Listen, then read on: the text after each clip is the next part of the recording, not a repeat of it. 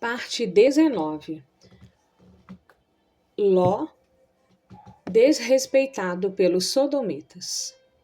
Ló vive uma vida dupla. Quando os anjos de Deus chegam, eles se prostram com o rosto em terra, e quando os libertinos e devassos sodomitas cercam a sua casa para abusarem de seus hóspedes, ele os chama de meus irmãos. Ló quer ficar bem dos dois lados, mas os sodomitas descobrem a hipocrisia de Ló e o chamam de estrangeiro. Ló os chama de irmão, mas eles o chamam de estrangeiro. Triste coisa é fazer concessão ao mundo. O mundo tem faro. A Pedro disseram: verdadeiramente és também um deles, porque o teu modo de falar o denuncia. Mateus capítulo 26, verso 7 e 3. Os homens de Sodoma, velhos e jovens, cercaram a casa de Ló naquela noite com o propósito de abusar sexualmente dos visitantes. A decadência moral de Sodoma era terrível. A. Desnatural. B. Desavergonhada em público. C. Violenta. Querem abusar dos estrangeiros. D. Obstinada. Mesmo depois de cegos, procuravam a porta para atacar Ló. E. Generalizada. Velhos e moços. George Livingston diz que aquela multidão estava inflamada por luxúria bestial. E o famoso pecado da cidade estava se mostrando em toda a sua feiura. Os homens queriam que os estranhos lhe fossem entregues para manter atos homossexuais com eles, pecado que veio a ser conhecido por sodomia. Braumer chama atenção para o fato de que a casa de Ló foi atacada não por uma gentalha estranha. Eram os nativos, os homens de Sodoma, velhos e jovens, homens de todo nível social. Derek Kidner diz que o pecado da sodomia é estigmatizado como particularmente odioso, tanto que a lei haveria de fazer dele um crime capital, incluído ao lado do incesto e da bestialidade. E o Novo Testamento mostra igualmente sua repulsa quanto a isso. William MacDonald trata este assunto com estas palavras: Deus condena o pecado da homossexualidade tanto no Antigo Testamento como no Novo Testamento. Ele mostrou sua ira contra este pecado, destruindo a cidade de Sodoma e Gomorra. Sob a lei de Moisés, a sodomia era punida com morte. Aqueles que vivem na prática da homossexualidade não herdarão o reino de Deus. Aqueles que vivem na prática desse pecado pagarão um alto preço. O apóstolo Paulo diz que eles receberão em si mesmo a merecida punição do seu erro. Mas, como qualquer outro pecado, a prática da homossexualidade também pode ser perdoada. Essas pessoas podem ser salvas arrependendo-se e crendo em Jesus Cristo como Salvador pessoal. Destacamos aqui alguns pontos. Em primeiro lugar, uma sociedade completamente rendida à devassidão. Os homens velhos e jovens de Sodoma estavam num estágio tão avançado de sua depravação moral que se ajuntaram de todos os lados para cercar a casa de Ló com propósitos libidinosos. Em segundo lugar, uma sociedade completamente rendida à violência sexual. Os homens de Sodoma não respeitam a privacidade do lar de Ló, não respeitam o direito sagrado das pessoas de irem e virem, não respeitam a honra dos indivíduos e querem promover publicamente um espetáculo horrendo de sua sexualidade depravada. Braumer diz que eles, como animais selvagens, tinham ido atrás dos hóspedes de Ló e comportavam-se como um bando desenfreado e selvagens, ávidos como hienas atrás de um pedaço de carne. Em terceiro lugar, uma sociedade completamente rendida à falta de valores morais. Ló demonstra sua fraqueza moral quando chama os sodomitas de meus irmãos e quando tenta pacificá-los fazendo uma proposta desesperada de entregar suas filhas virgens para serem abusadas sexualmente por eles. Ló tenta evitar um desatino com outro ainda maior, e em vez de proteger suas filhas dos depravados arruaceiros, capitula-se ao relativismo moral da cidade. Em quarto lugar, uma sociedade completamente rendida aos seus apetites bestiais. Os homens de Sodoma se voltam contra Ló para abusar dele e arrombar-lhe a porta. O desejo dos homens de Sodoma era nitidamente uma tentativa de cometer imoralidade homossexual. Braumer diz que exegetas homotropos tentam dessexualizar o pecado dos sodomitas, interpretando a palavra conhecer, jada da forma convencional, como encontrar alguém pela primeira vez. O termo homotropia significa estar direcionado para o mesmo lado.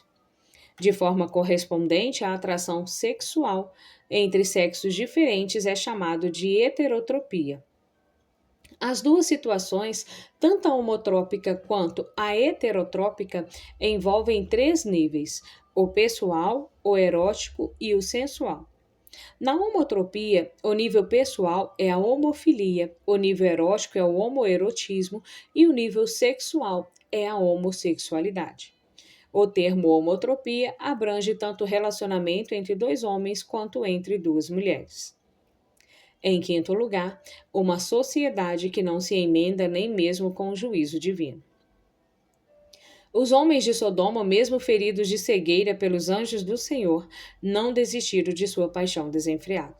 A palavra hebraica empregada com o sentido de cegueira, sagar, provavelmente indica um estado de ofuscação, como o de Saulo no caminho de Damasco. A mesma palavra reaparece em 2 Reis, capítulo 6, no versículo 18, também num contexto de anjos. Braumer diz que essa palavra descreve uma falha temporária de visão. Portanto, os sodomitas que atacaram a casa de Ló não ficaram permanentemente cegos, mas ofuscados, confusos. Eles se limitaram a ficar tateando, sem encontrar a porta, e por fim foram embora. Ló advertido pelos anjos. Os anjos de Deus alertam Ló sobre a necessidade urgente de comunicar aos membros de sua família que saiam da cidade, pois eles iriam destruí-la. Destacaremos alguns pontos. Em primeiro lugar, a família precisa sair da cidade da destruição. Deus deseja salvar toda a família. A misericórdia de Deus se revela a Ló, dando-lhe a oportunidade de tirar sua família da cidade da destruição. Não há segurança no pecado, ou seja, não há livramento permanecendo em Sodoma. Portanto, sair desse lugar é a única possibilidade de livramento. Ló, porém, torna-se juiz da cidade, mas não é sacerdote do seu próprio lar. Ele era homem de projeção, cuidava dos problemas dos outros, mas não orava com a família nem ensinava as coisas de Deus à sua família. Em segundo lugar, o pecado sem arrependimento acarreta juízo inevitável. O pecado de Sodoma não era apenas degradante, mas também ascendente, e esse assodamento no pecado leva Deus a enviar os seus anjos para destruir a cidade. Em terceiro lugar, um testemunho frágil não produz impacto. Ló, mesmo sendo homem justo, tinha um testemunho frágil. Abraão mandou buscar uma esposa para Isaque entre o seu povo, ao passo que Ló entregou suas filhas para casar com jovens sodomitas. Seus genros não acreditaram em suas palavras nem atenderam à sua voz. Ló prega para os genros, mas não vive o que prega. Manda-o sair da cidade condenada, mas ele mesmo está agarrado a ela e só sai de lá rebocado. Ló rebocado pelos anjos. Tudo o que Ló tem está em Sodoma. Seu coração está apegado à cidade. Ele hesita em sair de Sodoma. Os anjos de Deus chegam a Sodoma para destruir a cidade, porque lá não havia nem 10 justos, e pressionam Ló, mas ele demora. Os anjos os arrastam, os despejam, os tiram à força da cidade condenada. E quando já estavam fora da cidade, um anjo lhe disse: livra-te, salva a tua vida. Não olhes para trás, nem pares em toda a campina. Foge para o monte, para que não pereças. Não há segurança para Ló onde ele estava. E do mesmo modo, se você não sair da sua Sodoma, se não deixar o seu pecado, se não se converter, você vai perecer. Não há segurança para você em seus pecados não perdoados, assim como não há esperança para você. Ou foge deste mundo tenebroso, da ira vindoura, ou então morrerá nos seus pecados. Não há segurança para você nos seus pecados não abandonados. A alternativa que lhe resta é se arrepender e viver, e não se arrepender e morrer. Não há salvação para o bêbado se este não deixar a bebida. Não há salvação para o impuro se este não deixar a impureza. E também não há salvação para o mentiroso se este não abandonar a mentira. Se Ló quiser ser salvo, ele precisa sair da cidade condenada às pressas. Precisa deixar seus antigos companheiros, seus antigos confortos e não pode parar para argumentar. Ficar em Sodoma é perder tudo: os bens, a família, os amigos, a vida própria. Ficar em Sodoma é perecer depois de ter sido avisado. A mensagem para Ló veio na última hora e naquela mesma manhã que ele saiu da cidade, ela foi destruída pelo fogo de Deus. Mais um dia em Sodoma e teria sido tarde demais. Ló só saiu de Sodoma rebocado, à força, na marra, mas seu coração ficou lá. Porque lá estavam os seus tesouros, os seus bens pereceram lá, bem como seus amigos e seus genros. Sua mulher olhou para trás e foi transformada numa estátua de sal. Ló saiu de Sodoma na última hora, foi salvo com cheiro de fumaça. Destacaremos alguns pontos. Em primeiro lugar, os anjos pressionam Ló enquanto ele se demora. Oh, quão terrível é a possibilidade de o homem demorar-se no pecado e adiar a mais urgente e necessária decisão da vida. Em segundo lugar, os anjos arrancam Ló à força, com sua mulher e filhas. Deus não castiga os justos com os perversos. Muito ao contrário, ele poupa os perversos por causa dos justos. Em terceiro lugar, os anjos dão instruções sobre a urgência da saída. Havendo-os levado fora, disse um deles: livra-te, salva a tua vida, não olhes para trás, nem pares em toda a campina. Foge para o monte para que não pereças. Livra-te, mais salva a tua vida, mais não olhe para trás, mais nem pares em toda a campina, mais foge para o monte para que não pereças. As instruções do anjo são claras, urgentes e necessárias. Em quarto lugar, Ló, tomado pelo medo, tenta mudar a orientação dos anjos. Ló se sentia mais seguro dentro da cidade do que fora dela com Deus, e o medo dele ilustra a irracionalidade da descrença. Deus enviou seus anjos para que resgatassem Ló, e este medo de não ser protegido. Ló poupado da destruição. Tendo Ló chegado em Zoar, o próprio Senhor fez chover enxofre e fogo sobre Sodoma e Gomorra. As cidades e todas as coisas que nelas haviam foram subvertidas. Sobre isso destacamos 3 pontos. Em primeiro lugar, o Deus da graça é também o Deus do juízo. Deus fez chover enxofre e fogo sobre Sodoma e Gomorra, e elas foram subvertidas. Derek Kidner diz que os elementos naturais da destruição eram abundantes nessa região de petróleo, betume, sal e enxofre, mas sua natureza foi de um julgamento, não de uma desgraça casual. Nesta mesma linha de pensamento, Bruce Walter diz que, cientificamente, o fogo e a destruição cataclísmica de Sodoma e Gomorra podem ser explicados por um terremoto. Calor, gases, enxofre e betume teriam sido espalhados no ar por meio de fissuras formadas durante um violento terremoto. E os relâmpagos que frequentemente acompanham um terremoto teriam inflamado os gases e o betume.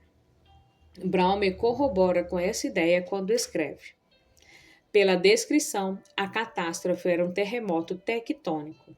Gases, enxofre, betume e petróleo jorraram para a superfície. Uma fagulha que acendesse desses minerais poderia, em questão de segundos, facilmente incendiar toda a atmosfera acima das fendas abertas. Até hoje é possível encontrar traços desta catástrofe na beira do Mar Morto, na forma de depósitos de betume e enxofre. Eles apontam para o fato de que no passado houve ali um incêndio alimentado por gases subterrâneos. Sodoma e Gomorra tornaram-se proverbiais para o juízo de Deus na época dos patriarcas. E o motivo era a maldade generalizada. Além da tentativa de estupro homossexual contra os mensageiros de Deus, em Sodoma havia também violência sexual, adultério, mentira e encorajamento aos malfeitores, soberba, fartura e próspera tranquilidade. Em segundo lugar, o pecado da desobediência produz morte inevitável. A mulher de Ló tinha seu coração em Sodoma. Por isso, desobedecendo a ordem expressa dos enviados de Deus, olhou para trás e foi transformado numa estátua de sal, no monumento da desobediência. Concordo com Braumer quando diz que a mulher de Ló não sofreu uma morte lendária. Seu corpo foi coberto por uma crosta de enxofre, betume e sal, e ela literalmente se transformou numa estátua de sal. Em terceiro lugar, Deus salva Ló por causa de sua misericórdia e em razão das orações de Abraão. Ló é rebocado de Sodoma por causa da misericórdia de Deus e das orações de seu tio. No capítulo 14, Abraão salva Ló pela espada, ao passo que no capítulo 19 ele salva Ló pela oração. Enquanto você lê este livro, seus pais, seu cônjuge, seus filhos e seus amigos estão orando por você. Ló, pai de duas nações ímpias. O caminho descendente de Ló levou para uma caverna, o que é o oposto da prosperidade e dos propósitos de Ló em Gênesis 13, do versículo 1 ao 13. Marcado pelo medo, não quis ir para o monte, e sim para a cidade de Zoar. Agora, com medo da cidade, habita numa caverna. Derek Kidner diz que a intranquilidade do medo tem exemplo clássico na atitude de Ló para com Zoar. O medo levou para lá. O medo cego o tira de lá. Enquanto Abraão ensinará aos seus filhos a guardarem o caminho do Senhor, Ló, embriagado por suas filhas, a primogênita e a caçula, sem o saber, comete incesto e coabita com elas, suscitando uma descendência ímpia. Ló torna-se pai de seus netos e avó de seus filhos, e da relação incestuosa com suas filhas nascem duas nações ímpias, Moabe e Amon. Derek Kidner diz que seu legado, Moabe e Amon, estavam destinados a contribuir com a pior sedução carnal ocorrida na história de Israel, a de Baal-Peor, conforme registrado em Números 25, e com a mais brutal perversão religiosa, a de Moloque, conforme registrado em Levíticos capítulo 18, versículo 21. Bruce Walter corrobora essa ideia dizendo que as filhas de Ló agem pelo impulso da imoralidade de Sodoma, e seus descendentes seguem na mesma estreita dessa imoralidade sexual.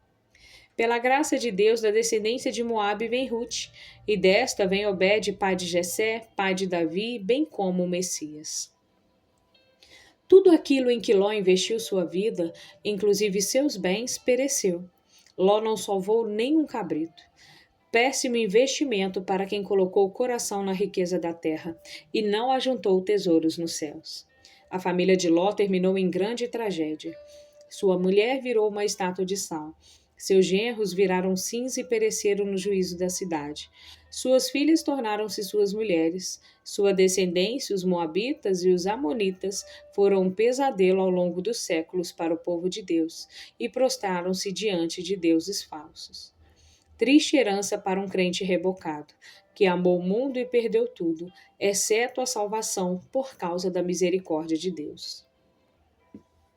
Capítulo 23. A infidelidade do homem e a fidelidade de Deus. Gênesis capítulo 20, do versículo 1 ao versículo 18. Depois de quase 20 anos de morar em Manre, aos 99 anos de idade, Abraão resolve mudar para Gerar com sua mulher Sara. Não há qualquer registro dos motivos dessa mudança. Talvez porque, das alturas de Hebrom, Abraão pudesse avistar a grande devastação ocorrida em Sodoma e Gomorra, na região sul do Mar Morto. Talvez o pesar pelo triste fim de seu sobrinho Ló, ou ainda os possíveis comentários negativos entre os cananeus acerca do que acontecera a seu sobrinho. O certo é que Abraão toma a decisão de sair de Manre, dentro do mesmo ano em que seu filho da promessa nasceria, conforme a promessa do Senhor. Destacamos alguns pontos importantes na exposição do texto. Abraão, o nômade. Abraão é um homem rico, mas nômade. É um peregrino, uma espécie de forasteiro em terra estranha. Agora ele sai de Manre para a terra do Neguebe, a fim de habitar entre Cádiz e Sur, passando a morar em Gerar. Abraão se estabelece no oásis no extremo sul de Canaã, nas pastagens régias ao redor de Gerar, entre o oásis em Cádiz e o muro de defesa egípcia em Sur. Gerá era, naquele tempo, a capital dos filisteus, próxima à borda do Egito. Era uma cidade próspera que controlava as rotas lucrativas das caravanas. Destacamos aqui 2 pontos. Em primeiro lugar, os motivos de sua mudança para Gerar. Gerar era uma cidade rica, governada por um rei poderoso. O que Abraão buscava? Segurança, novos ares, riquezas, alívio das tensões entre os cananeus, apagar as lembranças tristes acerca de Ló? Há muitas especulações, mas nenhuma garantia. As motivações de Abraão são incognizíveis para nós. Em segundo lugar, as estratégias perigosas em Gerar. Abraão torna-se reincidente na prática da mentira e repete o mesmo pecado que cometeu no Egito, reagindo novamente pelo medo, não pela fé, e mentindo acerca de sua mulher e de sua relação conjugal. Essa mentira não era casual, mas um ato planejado e acordado entre ele e Sara. Contudo, é oportuno ressaltar que o fato de o casal estar em acordo não justifica o erro. Cumplicidade não é virtude, mas pecado. Ananias e Safira também estavam de acordo quando mentiram ao Espírito Santo.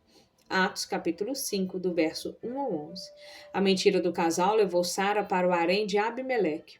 Derek Kidney diz que, à beira da história do nascimento de Isaac, aqui está a própria promessa posta em perigo, dada em troca de segurança pessoal. Se há de cumprir-se algum dia, muito pouco se deverá ao homem.